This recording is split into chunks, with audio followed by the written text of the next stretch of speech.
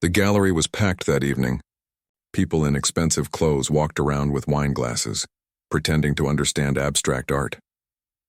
Lisa stood near a painting that looked like someone had thrown red and black paint at a canvas and called it emotion. She wasn't here because she loved art. She was here because her boss told her this was where important clients gathered, and she needed to make connections. At 32, Lisa had built what everyone called a successful life. She had a corner office with a view, a nice apartment in a good neighborhood, and a relationship that had lasted 5 years. Her friends said she had it all figured out. But lately, standing in her perfect apartment looking at her perfect life, she felt like she was watching someone else's movie. Tonight was supposed to be about work. Network, smile, exchange business cards, go home. Simple. But life has a strange way of changing direction when you least expect it. She reached for her wine glass, turned to look at another painting, and bumped straight into someone behind her. The red wine splashed across a white shirt like blood on snow. Her heart dropped. "Oh God, I'm so sorry." Lisa grabbed napkins from a nearby table, her face burning with embarrassment. "I wasn't looking where I was going." The man looked down at his ruined shirt and then up at her. Instead of anger, his face broke into a smile. Not a polite smile, a real one. "Well, that's one way to make an impression," he said, laughing. "I was getting bored anyway. You just made this evening interesting." Lisa stopped panicking and actually looked at him. He was probably in his late 30s, with kind eyes and the sort of calm presence that made you want to keep talking. There was something different about him. Something that made her nervous in a way she couldn't explain. "I really am sorry. I can pay for the dry cleaning or buy you a new shirt, or how about you just tell me what you think of this painting instead?" He gestured at the red and black canvas. "Because I've been staring at it for 10 minutes and I still don't know if it's genius or just angry." Lisa laughed, surprised. "Honestly, I think it's both. Or maybe neither. I don't really know art, I'm just here for work." "Me too, in a way." He extended his hand. "David Morrison." "And you are?" "Lisa Chen." She shook his hand, and something about the way he held it a second longer than necessary made her heart beat faster. "What kind of work brings you to a place like this?" They started talking, and Lisa forgot about networking. David was a psychologist who wrote books about human behavior and emotions. He was in town giving lectures about why people want what they want, and why they often choose comfort over happiness. "Most people spend their whole lives half asleep," he said, his eyes fixed on hers. "They make choices based on what feels safe, not what feels true. Then one day they wake up and realize they've been living someone else's idea of a good life." The words hit Lisa like cold water. She thought about her apartment, her job, her relationship with Tom. When was the last time she felt truly awake? "That sounds lonely," she said quietly. "It is. But you know what's lonelier? Being with someone and still feeling like you're alone." Lisa felt her breath catch. How did this stranger know exactly what she'd been feeling for months? They talked for 2 hours. About dreams they'd given up. About the difference between contentment and happiness. About the small ways people betray themselves every day by choosing what's easy over what's real. David listened like her words actually mattered. When had Tom last listened like that? Around them, the gallery started emptying. Lisa checked her phone and gasped. "I didn't realize it was so late." "Time moves differently during good conversations," David said. He pulled out a card from his wallet. "I'm doing a lecture series this month about desire, connection, all those messy human things we pretend don't matter. You should come. I think you'd find it interesting." Lisa took the card, her fingers brushing his. The touch sent electricity up her arm. "Maybe I will. I hope you do." He smiled that real smile again. "It was worth ruining a good shirt to meet you, Lisa Chen." She walked to her car in a daze. The city lights blurred around her. Her phone buzzed with messages from Tom asking when she'd be home, if she'd picked up milk, if she remembered his meeting tomorrow. Normal, everyday questions. But they felt heavy tonight. Lisa sat in her car for a long time before starting the engine. She looked at David's card. Dr. David Morrison, it read. Specialist in human connection and emotional authenticity. There was a phone number and a website. She should throw it away. She had Tom waiting at home. They'd been together 5 years. They had plans. A wedding they kept postponing because of work. A life that looked perfect from the outside. But she didn't throw the card away. She slipped it into her purse. When Lisa got home, Tom was on the couch with his laptop typing away. He looked up briefly. "Hey, how was the thing?" Good. Met some potential clients. The lie felt sour in her mouth. That's great, babe. Did you get the milk? I forgot, sorry. It's fine. I'll get it tomorrow. He was already looking back at his screen. Lisa stood there for a moment watching him. When had they become roommates instead of partners? When had their conversations turned into grocery lists and schedule updates? That night she couldn't sleep. She kept thinking about David's words, about living half asleep, about the difference between contentment and happiness. Tom snored softly beside her, and she felt that familiar loneliness creeping in. The kind that comes from being with someone and still feeling completely alone. She thought about David's smile, the way he really listened, the electricity she'd felt from a simple touch. It scared her how much she wanted to see him again. Lisa got up and went to the kitchen. She made tea and sat in the dark, watching the city lights through her window. Her perfect life spread out around her like a museum display. Beautiful, organized, lifeless. She pulled David's card from her purse and looked at it in the dim light. Just one lecture, she told herself, just to see what he had to say. It didn't mean anything.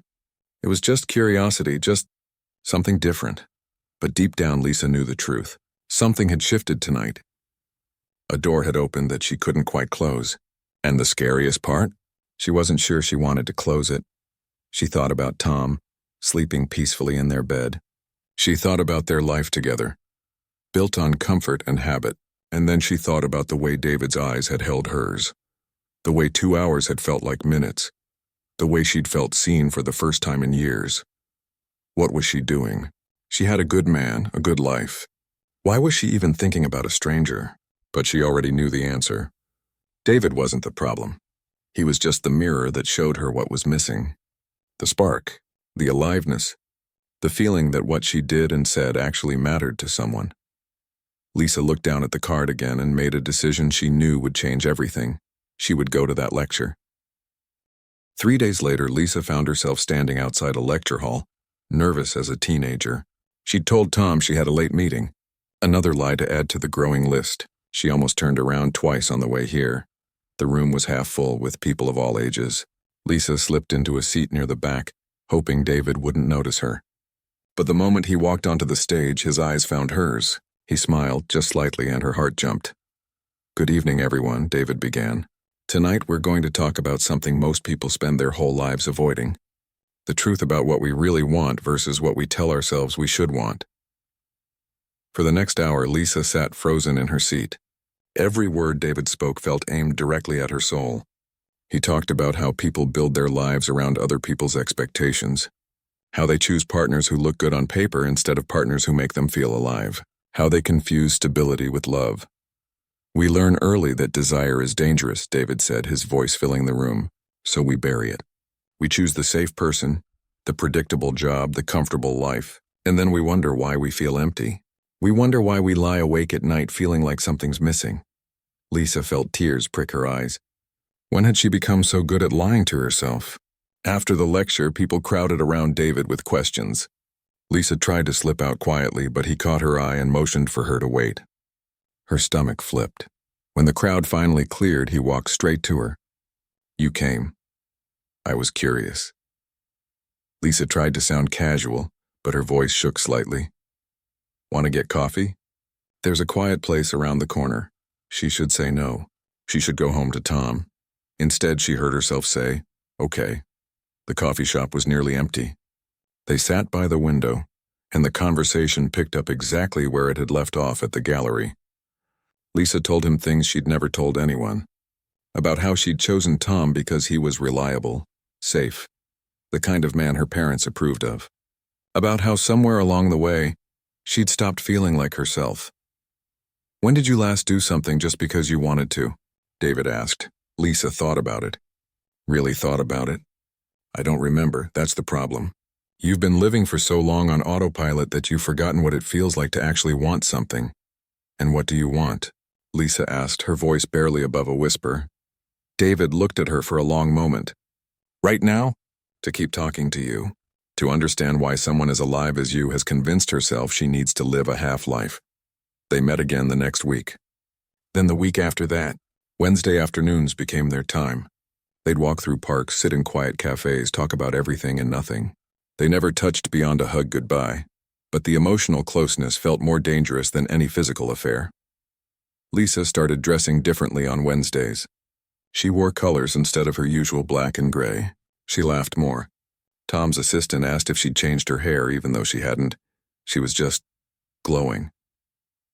At home, things got worse. Tom noticed she seemed distracted, but he assumed it was work stress. Lisa felt guilty every time she looked at him. She was betraying him, even if they'd never done anything wrong. The heart can be unfaithful long before the body. Her best friend Katie finally confronted her over lunch. "Who is he? What? There's no—" "Lisa, please. I've known you for 10 years. You're having an emotional affair and it's written all over your face." Lisa's eyes filled with tears. "We're just friends.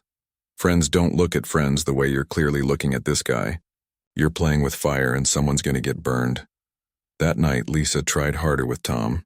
She cooked his favorite dinner, asked about his day, really listened to his answers, but it felt forced, like she was playing the role of girlfriend instead of being one. Tom seemed to sense it too, giving her confused looks. "Are you okay?" he asked while they washed dishes. "You've been acting strange lately." "I'm fine. Just tired. Maybe we should plan a vacation. Get away for a bit." We haven't done that in ages. Lisa felt trapped. The old her would have jumped at the chance. The new her felt suffocated by the idea. "Maybe. Let's talk about it later." The next Wednesday, it rained. Lisa and David walked through the park anyway, sharing an umbrella. When he took her hand to guide her around a puddle, he didn't let go. They walked hand in hand, rain falling around them, and Lisa felt more alive than she had in years. They stopped under a large tree for shelter. David turned to face her, rain dripping from his hair. "Lisa, I need to tell you something, and it's probably going to complicate everything." Her heart pounded. "What?" "I think about you constantly. When I'm working, when I'm trying to sleep all the time. You're the first thing on my mind in the morning and the last thought before I sleep. I didn't plan this. I didn't want to disrupt your life. But I can't keep pretending this is just friendship." Lisa's breath caught. She'd known, of course, but hearing it out loud made it real, made it dangerous. "I'm with Tom," she whispered. "I know. That's why I've tried to keep my distance. But I also have to ask you something, and I need you to be honest with yourself when you answer." He took both her hands. "Are you happy? Or are you just comfortable?" The question shattered something inside her, because she knew the answer. She'd known it for months, maybe years. She wasn't happy. She was safe. She was comfortable. She was slowly dying inside a life that looked perfect from the outside. "I don't know what to do," she admitted, tears mixing with rain on her face. "You don't have to decide anything right now. But Lisa, you deserve more than a life lived half asleep. With me or without me, you deserve to feel alive." They stood there in the rain, hands clasped, teetering on the edge of something that could destroy everything she'd built. Lisa knew she should pull away, should go home, should fix things with Tom. But she didn't move, because for the first time in years she felt completely, terrifyingly awake. Lisa stopped answering David's calls.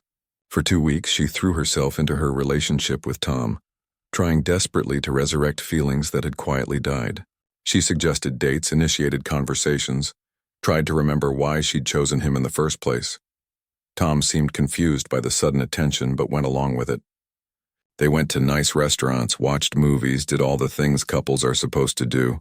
But Lisa felt like an actress in her own life, reading lines that no longer fit. Then Tom found the text messages. She'd been careless, leaving her phone on the coffee table while she showered. The messages with David weren't inappropriate exactly, but the intimacy was unmistakable. Inside jokes, deep conversations, long paragraphs about philosophy and feelings. The kind of messages you send to someone who really knows you. Tom was sitting on the couch when she came out, her phone in his hand, his face pale. "Who's David?" His voice was quiet. Too quiet. Lisa's stomach dropped. "He's a friend. I met him at that gallery event." "A friend?" Tom scrolled through the messages. "You talk to this friend more than you talk to me. You tell this friend things you've never told me. His voice cracked. "You light up when he texts you. I've watched it happen for weeks and I told myself I was imagining it. Tom, I'm sorry. Nothing physical happened. We just talked. Just talked." He looked up at her and the pain in his eyes was unbearable. Lisa, you gave him pieces of yourself that you never gave me. You think that's not betrayal? You think that hurts less? She sat down, tears streaming. You're right. I'm so sorry. I never meant, are you in love with him? The question hung in the air. Lisa opened her mouth to say no, but the word wouldn't come. Because the truth was more complicated than yes or no. She loved the way David made her feel, the way he saw her, the way she became more herself around him. I don't know, she finally whispered. Tom laughed bitterly. At least you're honest about that. He stood up, ran his hands through his hair. I think you should stay somewhere else for a while. I need to think. Lisa packed a bag with shaking hands. She called Katie, who picked her up without questions.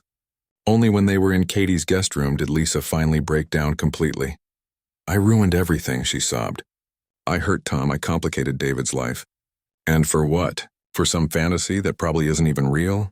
Katie held her while she cried. What do you want, Lisa? Not what you think you should want. What do you actually want? I don't know anymore. I thought I wanted the safe life with Tom. Then David showed me there could be more. But maybe that's just a fantasy, too. Maybe I'm just running away from commitment and using David as an excuse. Or maybe, Katie said gently, Tom was never the right person, and it took meeting David to show you that. Over the next few days, Tom called once. He was willing to try couples therapy, to fight for their relationship. Lisa knew he loved her.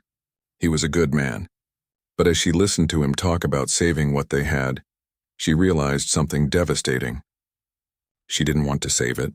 She'd been mourning their relationship long before David appeared. David hadn't created the distance between them. He'd just made her aware of it. Lisa told Tom the truth, that she'd been unhappy for a long time, that she'd stayed because leaving felt selfish because he hadn't done anything wrong, because their life looked so good from the outside. The conversation was one of the hardest things she'd ever done. Tom cried. So did she. But beneath the pain there was also relief. They'd both known deep down that they'd stopped being partners and become roommates who shared a bed. Then Lisa did something that surprised everyone, including herself. She called David and told him she needed space from him, from Tom, from everything. I need to figure out who I am when I'm not trying to be what someone else needs, she explained. What happened between us was real. But it also happened while I was in another relationship, while I was vulnerable and confused. I need to know if what I felt was about you or about waking up. David was quiet for a moment. That's probably the wisest thing either of us could do right now. For what it's worth, I think you're incredibly brave. I don't feel brave. I feel like I've destroyed everything. Sometimes destruction is just another word for transformation, he said softly. Take your time, Lisa, figure yourself out. And if we're meant to find our way back to each other, we will. So Lisa found herself alone for the first time in 5 years. She moved into a small apartment. She started seeing a therapist. She took up painting even though she was terrible at it. She traveled alone to places she'd always wanted to see. She learned to eat dinner by herself without feeling lonely. She learned to make decisions based only on what she wanted, not what someone else expected. It was terrifying. It was liberating. It was necessary. Katie asked her one evening over wine, "Do you miss Tom?" "I miss the comfort, the routine.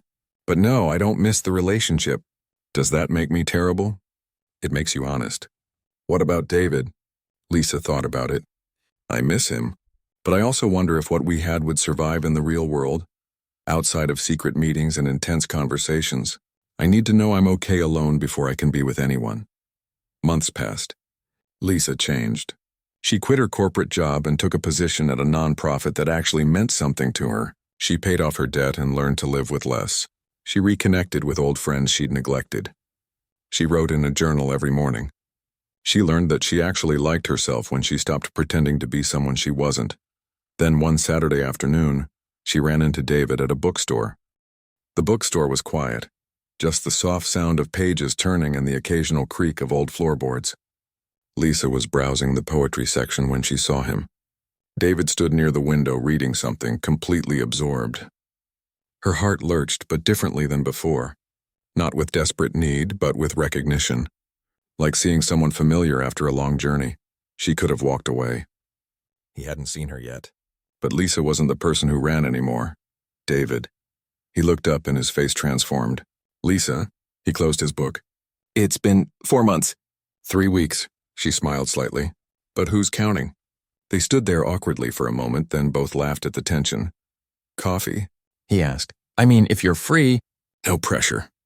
They went to a different cafe than before. New place, new beginning. The conversation was tentative at first, feeling each other out, seeing who they'd become in the months apart. You look different, David said. Good different. Like you're settled in yourself. I feel different. Therapy helped. Being alone helped more. I learned I was looking for someone else to make me feel whole when I needed to do that myself first.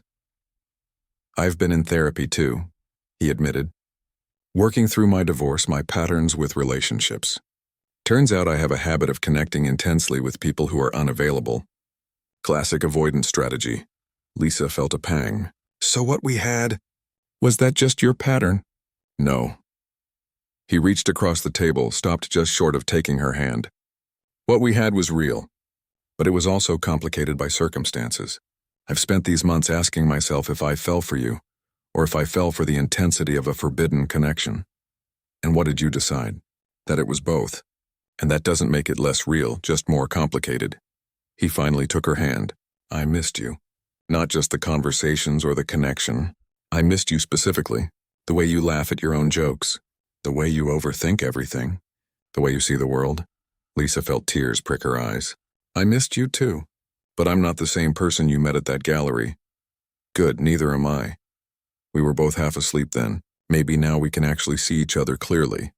They started seeing each other again, but differently this time. There was no secrecy, no guilt, no borrowed time. They took things slowly. Some dates were wonderful. Others were challenging, exposing the places where they weren't perfectly compatible. They argued about politics. They discovered they had different ideas about money. They had to learn each other from scratch, without the intensity of forbidden attraction smoothing over the rough edges. 2 months in, they hit their first real crisis. David wanted Lisa to meet his daughter from his previous marriage. Lisa panicked. Meeting the daughter felt serious, permanent. She wasn't sure she was ready for that level of commitment. They fought about it. Really fought. David accused her of keeping one foot out the door. Lisa accused him of rushing things. They didn't talk for a week. Lisa called Katie, crying. Maybe this isn't meant to work. Maybe we were just right for that moment in time, and trying to make it into something more is forcing it. Or maybe, Katie said, you're just scared. Real relationships are messy, Lisa. They're not the fantasy intensity you had before. They're arguing about whose turn it is to do dishes and meeting each other's families and deciding if you want the same future. Lisa knew Katie was right. She'd been so focused on whether the feeling was as intense as it had been at the beginning that she'd forgotten real love is quieter. It's choosing someone even when they annoy you. It's working through the hard parts instead of running. She called David. I'm sorry. I got scared. Meeting your daughter feels like admitting this is real, and I've spent so long being afraid of real that I almost sabotaged us. I'm sorry too. I was pushing because I was afraid you'd disappear again. His voice was soft. We're both still learning this, aren't we? How to be with someone without losing ourselves. Yeah, but I want to learn with you, if you'll be patient with me. I will if you'll be patient with me. Lisa met his daughter the next weekend. It was awkward and beautiful and imperfect. The girl was cautious at first, protective of her father. But by the end of the day, they'd found common ground over a shared love of bad reality TV shows. Meanwhile, Lisa heard through mutual friends that Tom had started dating someone new. She felt a twinge of something, but not jealousy. More like nostalgia for a version of herself that no longer existed. She hoped he was happy. He deserved someone who could love him the way he needed to be loved. 6 months into their second try, David and Lisa took a weekend trip to the mountains. No phones, no distractions, just them. On a hike, they stopped to rest near a waterfall. I've been thinking, David said, about what we're building. I don't need perfect from you, Lisa. I just need real. The messy, complicated, sometimes difficult real. I don't know if I'm good at real yet, Lisa admitted. I'm still learning. Me too. But I'd rather learn with you than be perfect with anyone else. They sat there holding hands, watching water cascade over rocks. It wasn't the desperate intensity of their early days. It was quieter, deeper, more sustainable. I love you, Lisa said. Not for the first time, but it felt different now. Less like falling, more like choosing. The real you. Even the parts that drive me crazy. I love you too. Even when you overthink everything and make pros and cons lists about what to have for dinner. They laughed, and Lisa felt something settle in her chest. Peace. Not the numbing comfort she'd had with Tom, but the active peace of choosing to show up every day for something real. A year after that rainy day when David first told her how he felt, Lisa stood in the same park looking at the same tree. But everything was different now. She'd learned that transformation isn't a straight line. Some days she still felt the pull of her old safe life. Sometimes she doubted her choices. But those moments grew less frequent as she built a life that actually fit who she was. Tom got engaged. Lisa saw the announcement on social media and felt genuine happiness for him. They'd even exchanged friendly messages, both grateful they'd had the courage to end something that wasn't working so they could find what did. Lisa's career had transformed. She'd started a consulting business helping companies develop authentic marketing strategies. She made less money than her corporate job, but she felt proud of her work. She could look at herself in the mirror again. David had published a new book. Lisa had read early drafts offering feedback, watching him wrestle with ideas about connection and authenticity. She'd even written the foreword, sharing parts of their story with his permission. They didn't live together yet. Both agreed they needed to maintain their own spaces, their own lives, while they built something together. It wasn't traditional, but it worked for them. One evening, David took Lisa back to the art gallery where they'd first met. The same gallery running another exhibition. He stopped in front of the same red and black painting. "Remember this?" he asked. "How could I forget? I ruined your favorite shirt. Best thing that ever happened to that shirt?" He turned to face her. "I've been thinking about that night a lot lately. How one moment can change everything. How you can meet someone and suddenly see your whole life differently." Lisa felt her pulse quicken. "Where are you going with this?" David took her hand. "I'm not asking you to marry me, not yet. We're still figuring out our own patterns, our own healing. But I am asking if you want to keep figuring it out together. Consciously, intentionally. Building something that's ours, not what anyone else thinks we should have." Lisa felt tears well up. Not sad tears, happy tears, grateful tears. "Yes, I want that. The messy, imperfect, real version of together. No white picket fence and 2.5 kids. Maybe someday. Or maybe something completely different. But whatever it is, I want to choose it consciously, not just follow someone else's script." They kissed there, in front of the angry red painting, in the gallery where a wine spill had changed both their lives. Around them, people milled about, having their own moments, their own awakenings, their own quiet revolutions. Katie threw Lisa a birthday party a few weeks later. Lisa looked around at the gathering. New friends mixed with old. David chatting easily with her brother. Her parents cautiously warming to him after months of skepticism. It wasn't the life she'd planned. It was better because it was real. Tom was there too with his fiancée. Lisa had invited them, and after initial awkwardness, everyone relaxed. There was no drama, no lingering resentment. Just two people who'd once tried to build something together and had the courage to admit when it stopped working. "No hard feelings?" Tom asked when they found themselves alone in the kitchen. "None. You gave me 5 years of stability when I needed it. But I wasn't fair to you. I gave you a version of myself, not the real thing." "I think we both did that." He smiled. "Your person is out there. The right one. I think I found her," Tom admitted. "Rachel is. She's different. We're different together. I didn't know it could be this easy. I'm happy for you, really." And she meant it.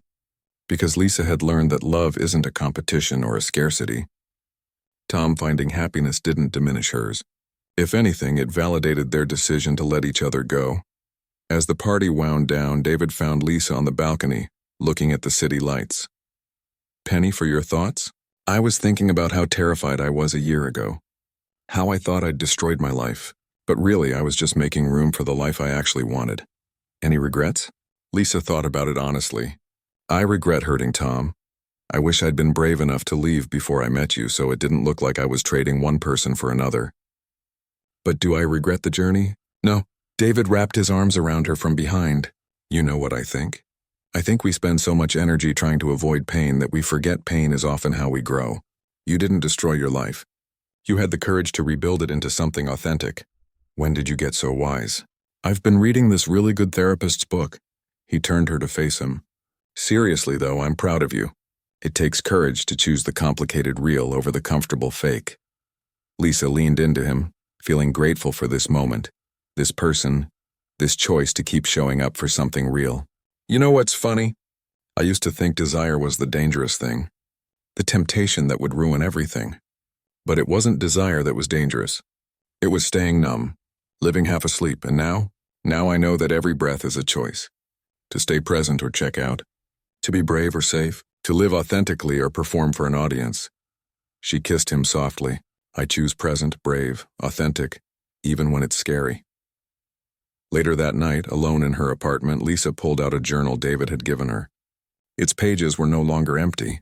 She'd filled them with thoughts, dreams, fears, victories. She wrote one final entry for the night. A year ago, I spilled wine on a stranger and woke up to a life I'd been sleepwalking through. I hurt people I cared about. I made mistakes. I fell apart and had to rebuild myself from scratch. And I'd do it all again. Because for the first time in my life, I'm not pretending. I'm not performing. I'm not trying to be what someone else needs. I'm just being myself, messy and imperfect and real. And that's enough. I am enough. She closed the journal and looked out at the city. Somewhere out there, other people were having their own awakenings, making their own difficult choices, learning their own lessons about the difference between comfort and happiness. Lisa smiled. The whispers of desire that had once terrified her now felt like guidance. Not temptation toward something wrong, but invitation toward something authentic. Every breath wasn't a temptation anymore. It was a reminder to stay awake, to keep choosing, to live fully even when it scared her. She'd learned that the bravest thing you can do isn't finding the perfect person or building the perfect life. It's having the courage to be honestly, imperfectly, messily yourself, and finding someone who loves you not despite that but because of it.